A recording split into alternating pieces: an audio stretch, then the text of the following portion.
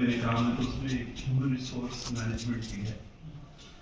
ایک دفعہ میرے خیال میں یہ چیز آئی کہ ہیومن ریسورس مینجمنٹ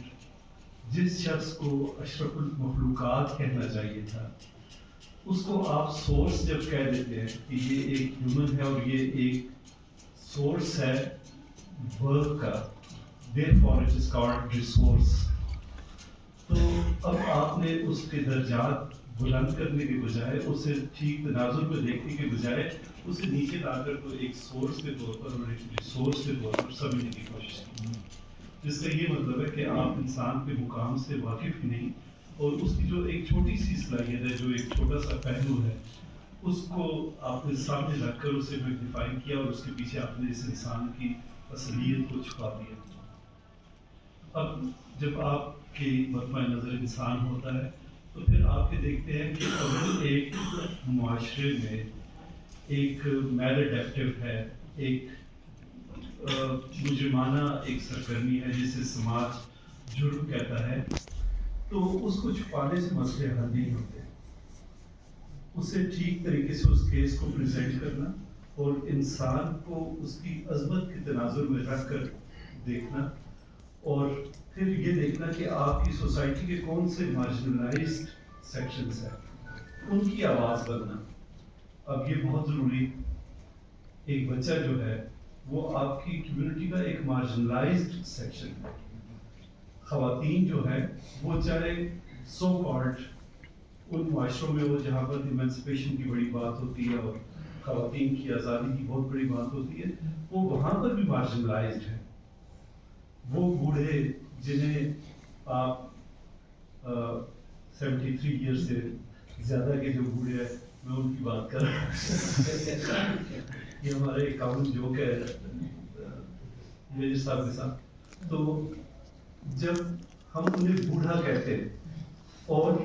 اس کے ساتھ ہم نے کس چیز کو اٹیچ کیا ہوا ہے, ایک بے بسی لاچارگی کو اٹیچ کیا ہوا ہے جو سوسائٹی نے ان کے لیے مختص کی ہوئی ہے اور انہیں مارجنلائزڈ بنا دیا گیا ہے. اب ہوتا یہ ہے کہ آپ کی سوسائٹی کتنی مہذب ہے اس کا تعین اس چیز سے ہوتا ہے کہ آپ ان مارجنلائزڈ کمیونٹیز کی اپلفٹ کے لیے کیا کام کرتے ہیں. اگر آپ ان مارجنلائزڈ کمیونٹیز کے لیے کام نہیں کرتے تو چاہے آپ کی پر کیپٹل انکم کتنی بڑی ہو, چاہے آپ کی عمارتیں کتنی بلند ہوں, چاہے آپ کی شاہراہیں کتنی کشادہ اور طویل ہوں, خوبصورت بنی ہوئی ہوں, آپ اپنے آپ کو مہذب معاشرہ نہیں کہہ سکتے. میں یہ سمجھتا ہوں کہ نور الحق نور نے یہ ایک مکالمہ جو شروع ہونا چاہیے اس میں اپنا حصہ ڈالا ہے, اور ہمیں یہ مکالمہ انسان کے تناظر میں دیکھنے کی ضرورت ہے, نہ تو اسے ہم ٹیبو کے حساب سے دیکھیں, نہ اس میں ایک جو تجسس کے پہلو نکال کر اور اس کا پرسپیکٹو چینج کر دیں, انسان کے تناظر میں دیکھیں تو آپ